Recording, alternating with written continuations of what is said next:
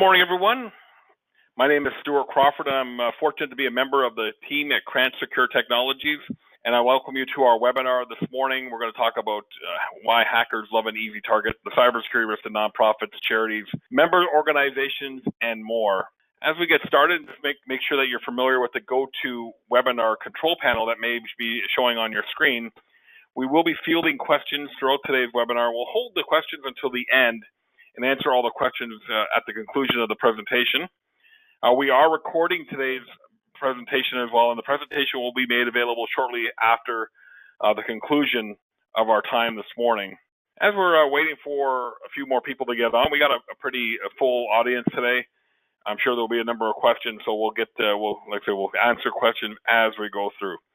Okay, so we're gonna get started here. Again, my name is Stuart Crawford, and I'm very fortunate, as I said, to be part of the Secure Technologies team. And our job is to make sure that nonprofit organizations get the best IT services possible. And one of the areas of focus for us is around cybersecurity. So we're going to dive into a lot of cybersecurity information for nonprofits and charities and member organizations. We're not going to be able to cover everything today just because there is such a wide range of topics, but we'll try to get to as much as possible over the next 45 minutes or so as we go through our presentation this morning. So as we get started, we have to understand, if a nonprofit organization did 3 activities, it's time that you start thinking seriously about addressing cybersecurity risk. So if you're conducting any e-commerce on a website, such as donations or event registrations, cybersecurity is an area that you really should be paying attention to. If you store or transfer any personal identifiable information, that can include donors or members, medical information, employee records, driver's licenses, social security numbers. It's time to start taking cybersecurity seriously. And then any information on preferences and habits, such as with your donors, patrons, even something like newsletter subscribers. You are collecting some degree of personal information. Sometimes it's just an email address. But that email address sometimes is enough for a hacker or a cyber criminal to take some sort of next step on identifying who that person may be. It's also important to understand the difference between cybersecurity and data security. So they are related. So cybersecurity and data security are related concepts. Cybersecurity focuses on the protection of your network and your computing infrastructure from attacks or malicious software, like ransomware, or we even saw lately encrypting file viruses that are not even demanding a ransom, they're just encrypting files. Everything from hackers trying to break in, that the cybersecurity focuses on the protection of that network. Your organization network communication systems, it's important not to forget about communication systems such as email and telephone systems, and also your financial management services. If you have an ERP system or a system that collects donor information or membership information. Data security focuses on the securing that personal information, such as names, membership information, health information, payment card details, from being accessed by or acquired by unauthorized persons. And different agencies and laws regulate different types of incidents, and often they overlap. So we're going to get into a lot of that stuff as we go through the presentation this morning, but I just want to make sure we understand, what the difference between data security and cybersecurity is. So information security versus cybersecurity. So we're getting into even more depth here. Information security is defined as the protection of information and information systems, again, from unauthorized access, use, disclosure, disruption, modification, or destruction. Yes, there are people out there who are sole purpose is to destroy or disrupt your business, and in order to provide confidentiality, integrity, and availability of information. And then we talked about cybersecurity as well, but really, just a reminder. Once information becomes digitized or digitally stored, processed, or communicated, cybersecurity is the key component of the information security. And cybersecurity means protecting of electronic devices. So all the stuff we talked about in the previous slide, the network devices, the computer infrastructure, and all the information that or the protection of the information of the network that stores the information. Essentially, it just comes down to protecting your data. everything is all stripped away. It comes down to just protecting your data and the information. So at the end of the day, again, just keep in mind that you can have all the cyber defenses in the world up there.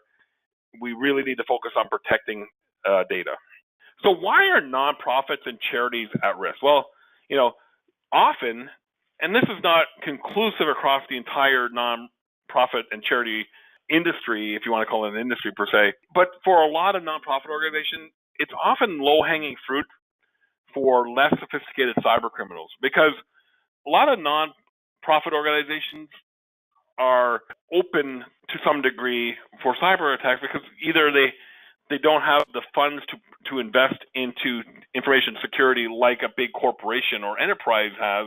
Again, that's not saying that for everyone, but for a good percentage of nonprofit organizations and charities out there, we see this a lot, especially new nonprofits and charities that we start working with. Cyber criminals understand this market has neither the fear or budget to protect against this very real threat. So what we mean here is a lot of nonprofit executive directors that we've spoken to over the course of the years that we've been doing this sometimes feel that they're not at risk. They're a small nonprofit.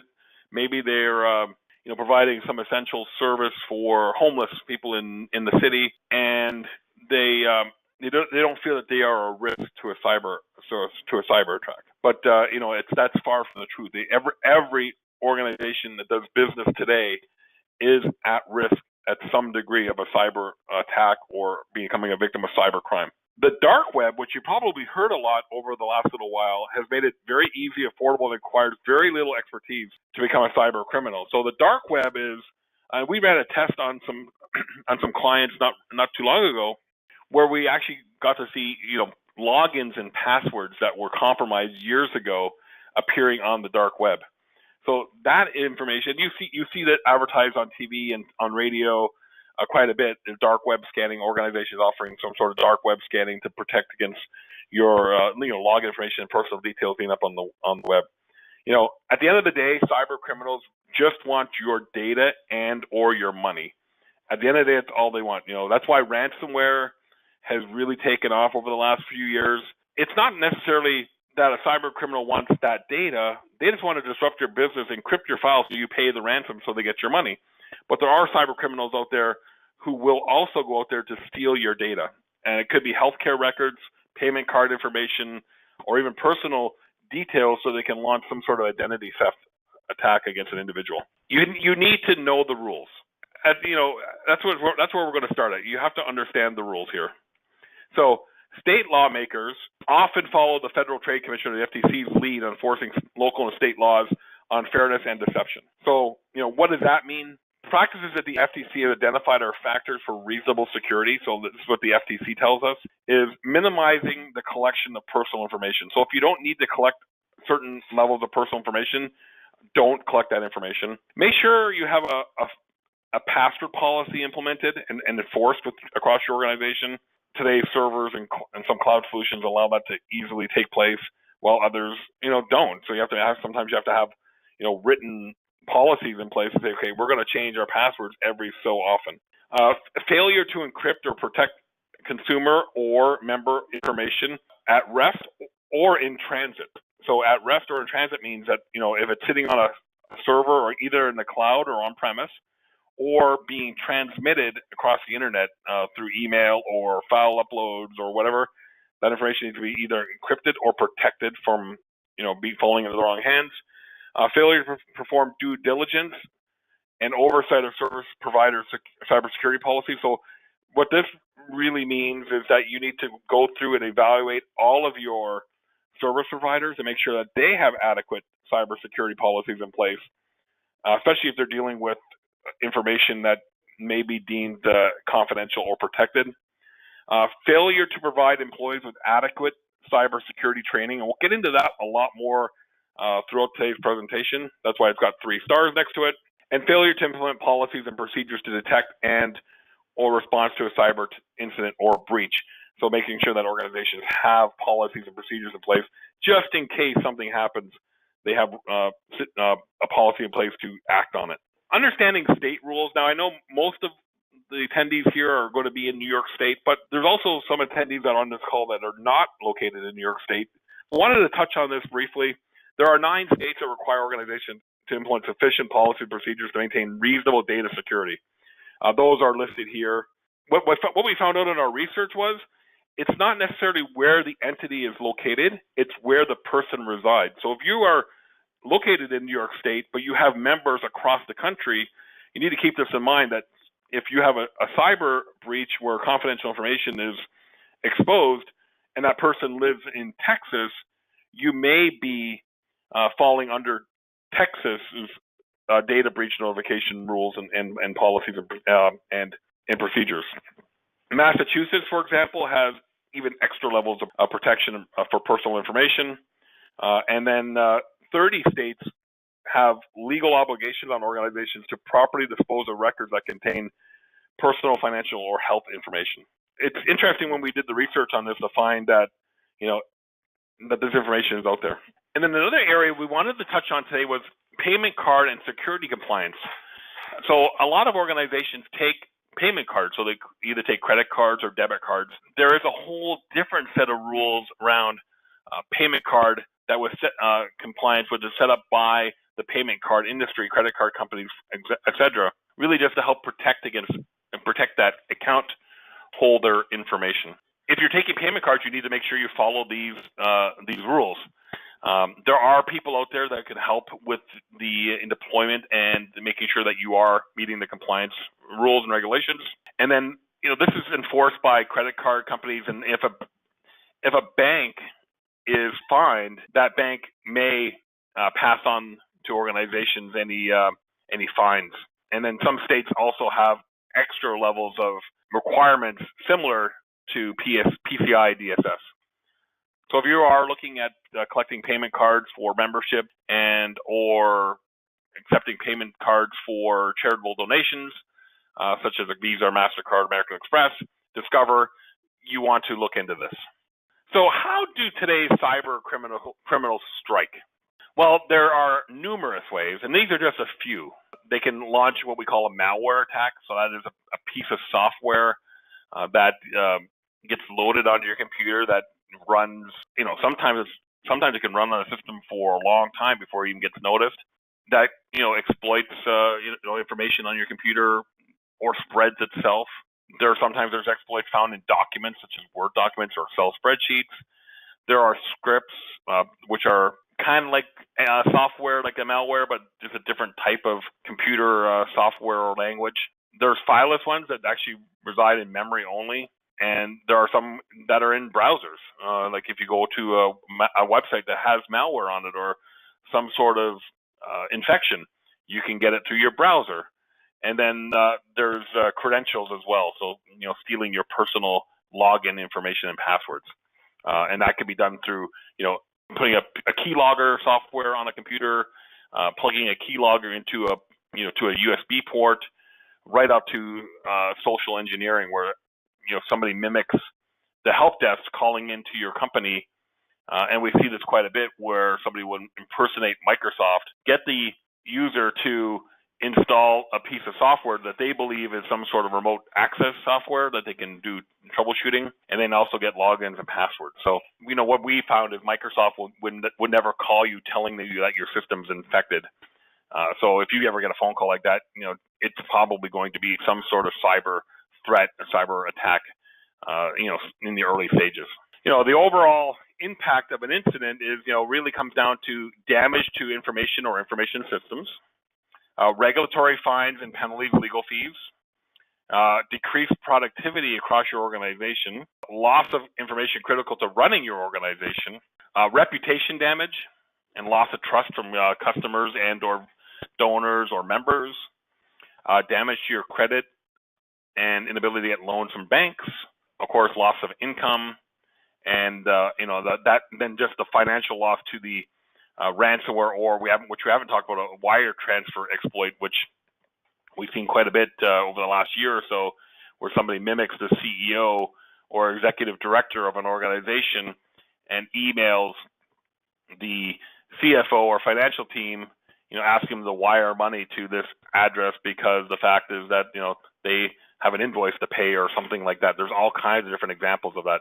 So I'm going to show a quick video that we got from through Cisco here, and I'm going to put it up on the screen here. And I'm going to let you watch. It's about 4 minutes long, so it's a pretty good video to watch. It kind of goes into, what the real impact.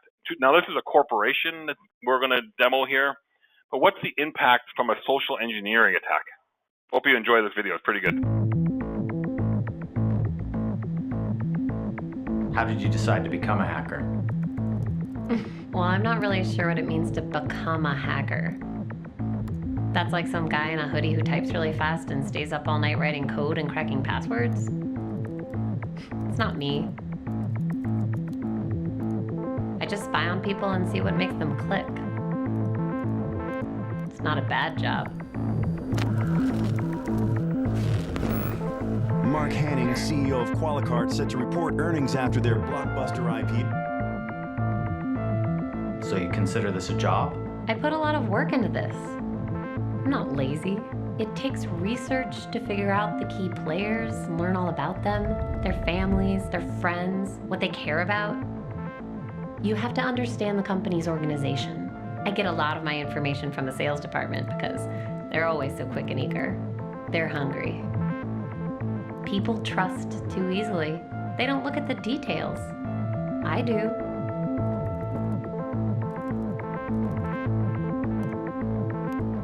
Details matter. That's what I'm good at. It has to look completely believable. It has to look familiar. This is where research is important. It's not some generic piece of spam. It's an email from their boss with their company's signature. It's written in the voice of the boss. It's what he would say if he were writing this.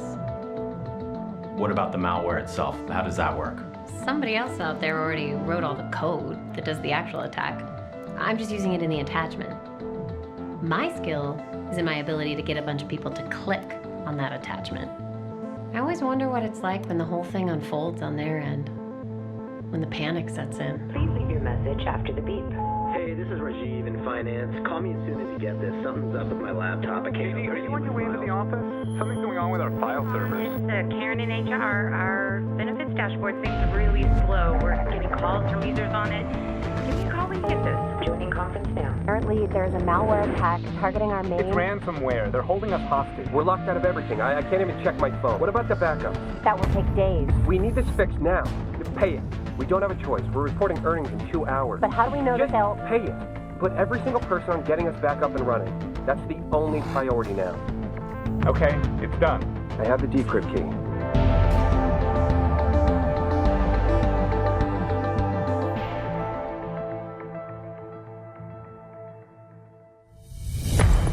Mark, we have a big problem. The ransomware was just to distract us. They got inside. They got everything. Customer data, financials, everything. Qualicart is reeling today from the news that hackers have released the personal information of nearly The 2 Nasdaq million closed customers. lower today, led by Qualicart, which was down 14% on news that their recent data breach may be far worse than the company Its originally stock fell to a acknowledged. new all-time low on news that CEO Mark Hanning is stepping down after what is turning out to be one of the worst breaches of personal information in recent history. Do you feel bad about releasing the personal information? All the financials? All the money that was lost? All I did was get the files. I'm not the one that decided to release them. I'm not the one that shorted the stock. Somebody else had their reasons for that. It's above my pay grade. I was paid to do a job, and I did it well. And that's what's expected of anyone, isn't it? Anyway, markets bounce back.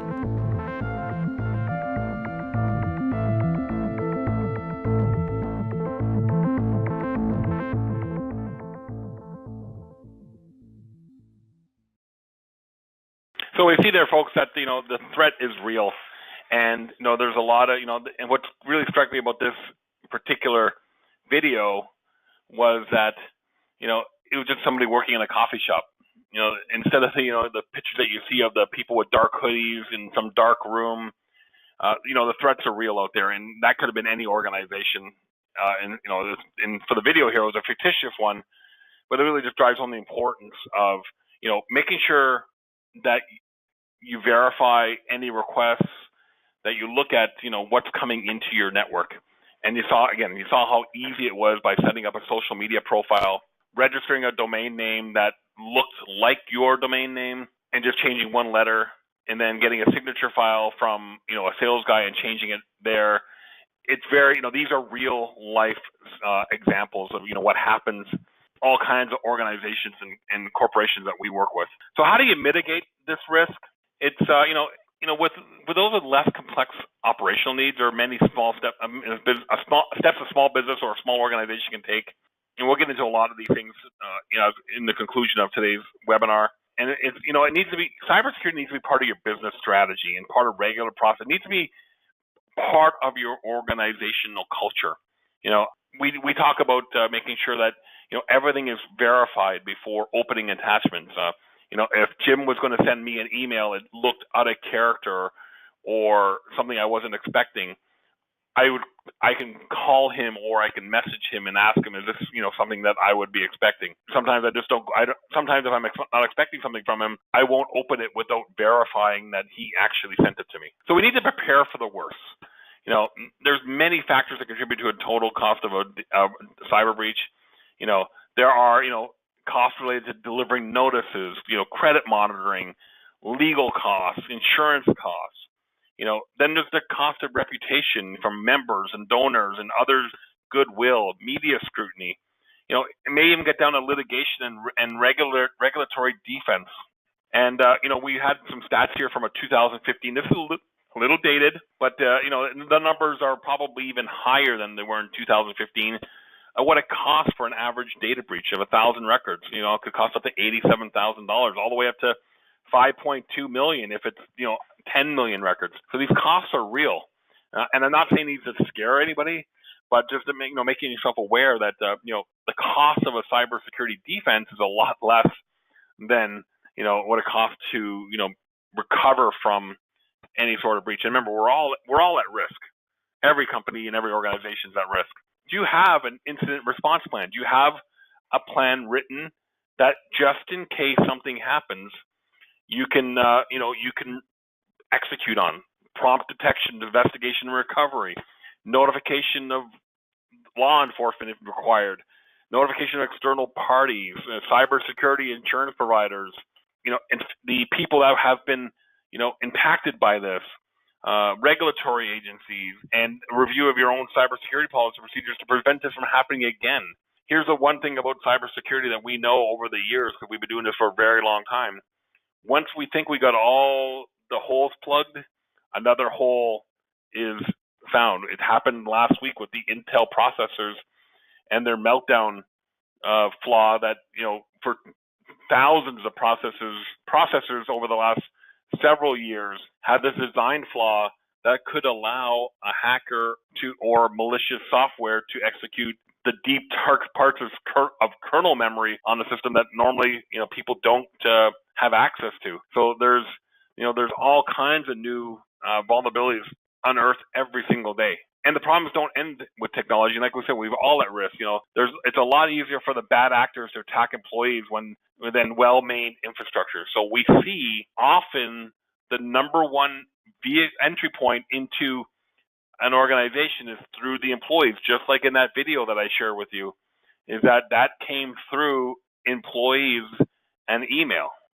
Understanding that the primary goal of a hacker is that gain access to your network any way they can.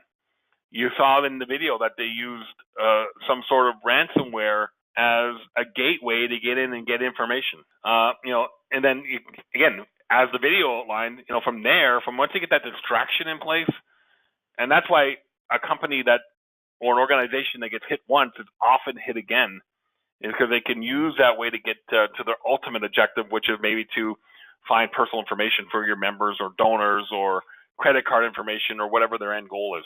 So we need to assess our risks. One thing I recommend at a minimum is do some sort of vulnerability assessment. What is your risk? And this is not a very, this could be a very detailed type of assessment. And sometimes it doesn't have to be big undertaking, but we need to understand what is our vulnerability. What are we at risk of? And making sure that we address those and take action to correct them. Have a comprehensive cybersecurity program that addresses all these vulnerabilities. So once we determine what the vulnerabilities are, having some sort of program that addresses those, and then continuously reviewing and updating the plan or program. So, I would recommend that you go in and look at it periodically, once a quarter maybe once every 6 months, and go in and address, what's going on and what's changed, and and taking action to make sure all entry points into your company are addressed or organization are addressed. And then have data security policies on classification of data. Not everybody, sorry, let me go back one. Data classification policy is kind of similar to what we had in the military. I'm an ex-military person. So we had certain classifications of data, top secret down to, non-classified. And that information, if something was top secret, only selected people with that required clearance got a chance or had the opportunity to see that. And then from there, it was only on a need to know basis. So if you had top secret but didn't have the need to know, you wouldn't get access to that data. Do you have a password policy? That clearly outlines what your password policies are. Access control: who has access to your network? Who has access to what files? When you send when you're sending information out, does it have to be encrypted? How do you properly dispose of information? Do you just throw it in the trash, or do you have a shredder or a confidential data destruction service that comes in and certifies the destruction of that data? And then what about a patch management policy to make sure that your systems and software, and don't forget about the software, like your Adobe products or your financial accounting systems, making sure that they're patched on a regular basis. And then implement an incident response plan for when something happens and you need to, act. One of the areas that, we highlighted was password management. A lot of people continuously today use the same password many times over and over. Strong password policies are not strictly enforced by employers. We use easy to remember passwords that can be easily stolen by brute force attacking tools. Sometimes we share passwords with people that we should be sharing passwords with, and we send it via email or text message or Facebook chat or some other sort of unsecure method. Don't forget, a lot of hacking attempts are started with stolen or compromised credentials, and passwords still remain one of the weakest entry points into an organization for the foreseeable future. The video that I shared talked about social engineering. It used Facebook and other social media networks to gain access to people's information, became friends with the CEO's wife on Facebook, and really just position themselves as as a person that they know, right? So it's social engineering is real.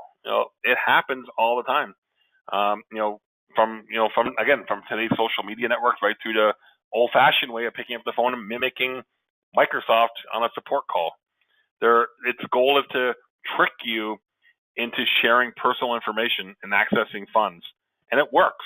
And the Verizon report that was out had 30% of recipients open phishing messages and 12% click on attachments.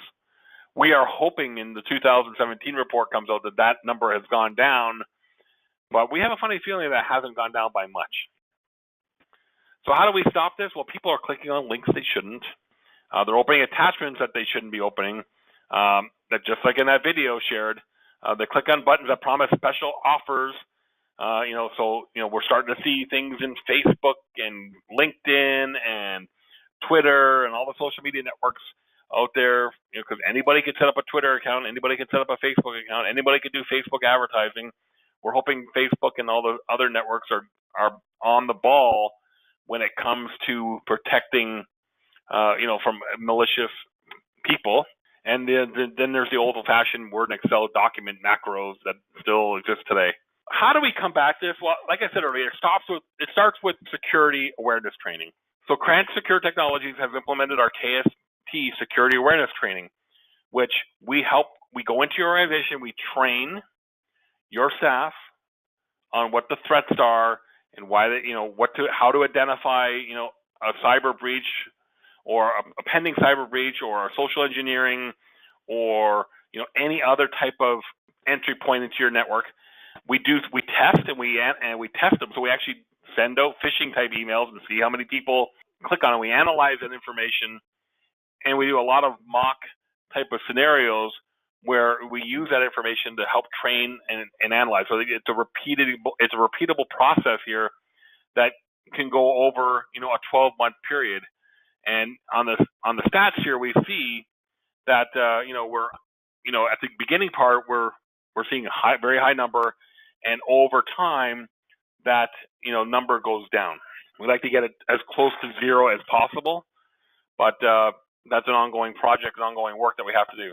All right, folks. So in addition to all the other items that Prant Secure Technologies can offer you, like the end user security training, password management, we also can help you with your securing your entire business network. So we understand that all networks must be well managed. So that includes patching, virus protection, backup solutions, and firewalls. They have to be kept up to date because threats continue to evolve, and cyber criminals are staying one step ahead of the defense systems that are out there. So we recommend a firewall that has GeoIP filtering whenever possible. It should be a next generation firewall with perimeter malware protection. So that really, a next generation firewall is modern day internet security device or network firewall, and it also does a perimeter, puts a perimeter protection around your business. Think of it like putting a fort around your company, physical fort, but this is now a virtual fort around your business. And what we find with a lot of businesses is that, and organizations, is that they spend all kinds of time and resources securing physical security, putting locks on doors, alarm systems, but leave the internet wide open. You have to make sure you have a really, really good backup on-site and off-site. Next generation endpoint protection, so protecting all your endpoint devices like computers, laptops, tablets, mobile phones. Strong spam and content filtering, and remote access, two-factor authentication. So that is something you have and something you know. So think of it like your PIN number on your debit card. You have a debit card in your hand and something you know as the PIN number. In addition to all this good stuff, we still recommend an annual cybersecurity assessment where we come in and do a cybersecurity assessment on your company, making sure that you have proactive effort to add incremental layers of security as new security challenges are unearthed.